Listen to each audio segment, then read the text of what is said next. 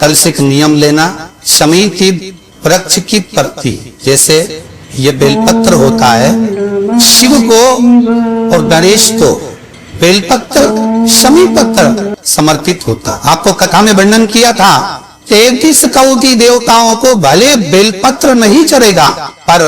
33 कोटि देवताओं को शमी पत्र चढ़ता है। और उसमें एक गणेश जी महाराज और एक बाबा भोलेनाथ, इन दोनों को शमी समर्पित। कथा में पहले भी वर्णन किया, आज फिर आपको ये शिवलिंग है, समझ लेना बहुत अच्छे से।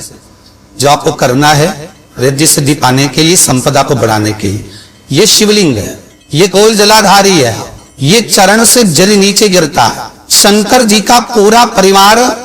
शिवलिंग के आसपास में है। शंकर जी की 5 लड़कियां जो ऊपर से जल नीचे गिरा रही है, जया, विशता, शामरी बारी, दो तली और देव, ये शंकर जी की 5 लड़कियां जिनका नाम लेकर सोने से रात्रि में नींद अच्छी आती।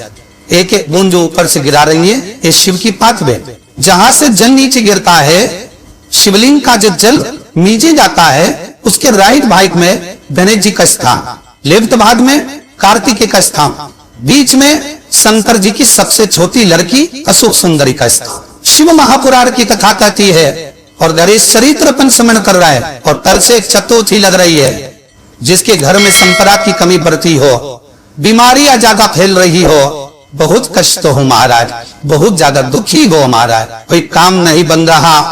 बहुत तकलीफ में हो, तो शमी पत्र, शमी की पत्ती, जहां गणेश जी का स्थान है वहां पर 5 शमी पत्र 5 समर्पित करें, और शंकर जी के ऊपर 3 शमी पत्र समर्पित करें। बहुत ध्यान देना, 5 शमी पत्र जहां गणेश जी का स्थान है शिवलिंग में, वहां समर्पित करें। 3 शमी पत्र शिवलिंग के ऊपर समर्पित करें।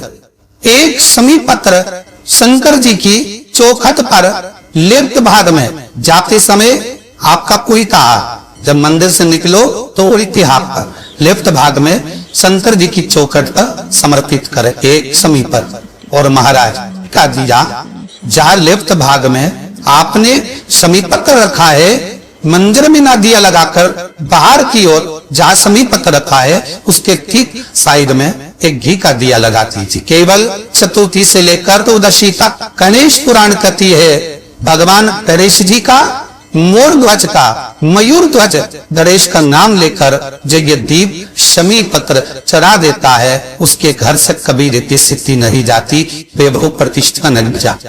कर देखना, अगले साल तक आपका व्यापार कितना चलता है हमको पता ना चले, करके देखो एवं। और शिव महापुराण की कथा कहती है, गणेश पुराण के 3 अध्याय में वर्णन किया, कोई बीमारी नहीं जिसका इलाज ना हो।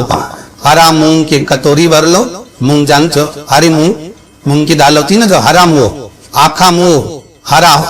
की कटोरी भरो, उस पर गुड़ की एक थोड़ी गुड़ की बत्ती, गुड़ की बाती उस पर रखो, 5 बेलपत्र रख लो। और जिस व्यक्ति को बहुत भारी बीमारी है, कैंसर जैसा रोग भी है, किडनी, लीवर, जो भी उसके खराब हो रहा है, कोई तकलीफ है, बस वो कटोरी में मुंह लेकर उसमें गुड़ की खोरी रखकर 5 बेलपत्र रखकर, जिसको बहुत बीमारी हो, दमा, श्वास, किडनी आदि का आदि बहुत बीमारी हो, 21 बार शरीर पर से उतार कर महाराज सीधे हाथ में रखकर नाम गोत्र खुदता बोलकर और भगवान से गणेश जी से विनती कर उस कटोरी नहीं लेना, पुरानी कटोरी नहीं लेना, कोई कटोरी घर में नहीं हो, नहीं कटोरी, और उसको गणेश जी के मंदिर में पहुंचा दीजिए। गणेश जी के मंदिर में पहुंचाए, गणेश जी के मंदिर में पंडित जी भी बैठे रहे, हाथ में मत देना उस कटोरी को, भले दरवाजे पर चौखट पर गणेश जी के राइट हैंड की ओर, आपका उल्टा हाथ होगा, गणेश जी का सीधा हाथ होगा, तो गणेश जी का जो राइट हैंड हो, दर्शन करते समय सीधा हाथ इधर आएगा, उस हाथ की वहीं पर हाथ जमीन पे ही रख देना, पर रखना भूमि। महाराज कैसी भी बीमारी होगी, अगर चलने में भी तकलीफ हो रही होगी, अंतर मन पड़ जाए। गणेश जी महाराज ने कश्यप ऋषि से कहा, सुनो कश्यप बाबा, आपने मुझे दुर्वा समर्पित करी है, ये दुर्वा जो मुझे देगा वो वैभव पर प्राप्त करेगा, जो दुर्वा मुझे समर्पित करेगा उसके जीवन में रोग दूर हटेगा। इस दुर्वा का अलग अलग महत्व है महाराज। कुएं के पास की सफेद दुर्वा, कुएं के पास की सफेद दुर्वा यदि 40 दुर्वा गांठ लगाकर गणेश जी को समर्पित कर कर वापिस उठाकर उस दुर्वा को खाली पे, आपके घर में भी गणेश जी होंगे, उनको समर्पित करो, खाली पे इस दुर्वा को केवल चबा चबा कर खा लो और आधे घंटे बाद पानी को पी लो। गणेश जी को चढ़ाना, सफेद दुर्वा को गणेश जी को समर्पित कर कर चबा चबा कर खाना, उदर की प्रॉब्लम, जो भी मसा आदि की प्रॉब्लम होती है उदर से जुड़ी हुई होती है, जिस चीज से जुड़ी होगी, पेट की जितनी प्रॉब्लम होगी आपको, जितनी भी प्रॉब्लम होगी वो सारी, कितनी भी प्रॉब्लम हो पेट से जुड़ी हुई प्रॉब्लम जितनी भी हो, समाप्त। यही दुर्वा शिव महापुराण की कथा कहती है। यदि चतुर्थी के दिन सात गांठ वाली दुर्वा 21 ले लो और चतुर्थी के दिन गणेश जी को समर्पित कर दो, पंचमी तिथि को उस दुर्वा को उठाकर दूध में डाल दो और उस दुर्वा को दूध में डालकर उस दूध में उस दुर्वा को मल लो, और जिसके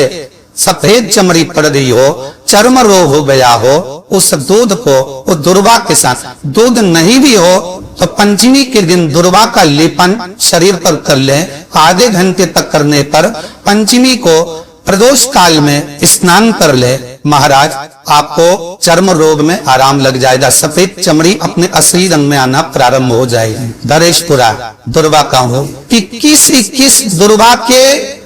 108 बंडल बना लो। अगर एग्जाम में बैठ रहे हो, सरकारी परीक्षा में बैठ रहे हो, पास नहीं हो रहे, नौकरी नहीं लग रही, बहुत जरा इंटरव्यू दे दिया, 21 दुर्वा के 108 बंडल बनाओ, उसकी माला बनाओ और देवी के मंदिर में, माता जगदम्बा के मंदिर में, अर्थात जहां शंकर पार्वती पूर्ण परिवार विराजमान हो, ऐसे देवी के मंदिर में गणेश जी के गले में वो माला अर्पण कर आए, अपना नाम बोलकर और जिस एग्जाम में बैठ रहे हैं उसका भाव वर्णन कर कर मारे, और वहीं से एक पुष्प लेकर अपने कमरे में जा पड़ते हो, कांच की प्लेट में उस फूल को रख दीजिए और दूसरे दिन एग्जाम के लिए चली जाइए, आपको उसका फल अवश्य मिलेंगे, अवश्य आप उसमें उत्तीर्ण होंगे, फल प्राप्त। दूबा सुख का अनुभव करा दे। श्री शिवाय नमस्तुभ्यम, सब बोलिए एक बार जमकर, श्री शिवाय नमस्तुभ्यम। एक टीकर जरूर कर रहा, ऐसी और वाला महाराज झूठ तो नहीं बोल रहा, शास्त्रों की बातें हमारे जीवन में हमें सुख प्रदान करे, इसलिए भाव का आनंद करते हुए आज भी तरह को विराम देते हैं। गणेशाय नमः। ओम नमः गणेशाय नमः। ओम नमः शिवाय।